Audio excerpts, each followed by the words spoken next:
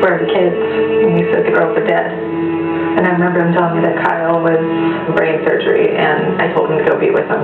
Chris rushed to Mission Hospital, where Kyle and Katie were both taken. First, he stopped to see Katie's body, and what would be the last time he would see his little girl. I got to sit with her by myself, hold her hand and brush her hair. She was cold.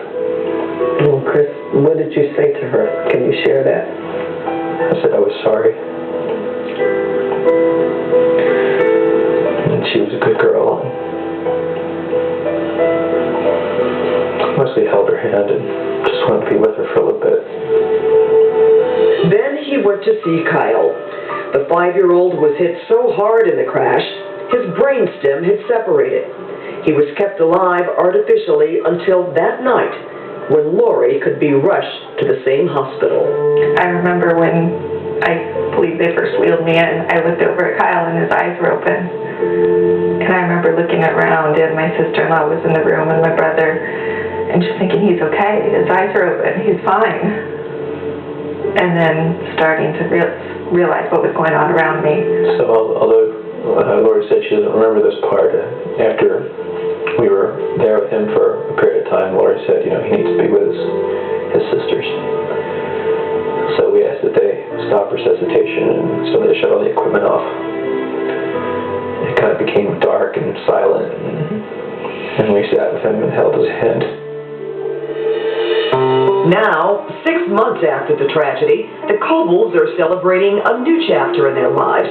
In a time when their faith is tested to a degree only a few can know, Chris and Lori have just learned they're expecting triplets, 2 girls and a boy. I think it's a miracle. I think Kyle and Katie had something to do with it. I think they helped us and they made this possible.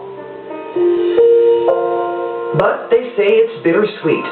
Life is full of reminders of Kyle, Emma, and Katie. Their bedrooms are still intact, untouched. There's a newly planted olive tree with a trunk representing each young life lost too soon.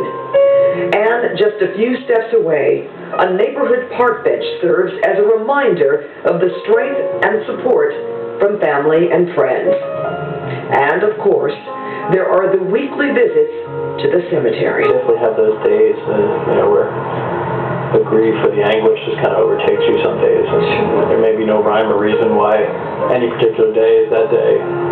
They only hope those days are outnumbered by the days of thinking about Kyle, Katie, and Emma, happy together, perhaps laughing, smiling, and watching from above. The Cobles are now working with the Truck Safety Coalition to reduce the number of deaths and injuries caused by crashes involving big rigs.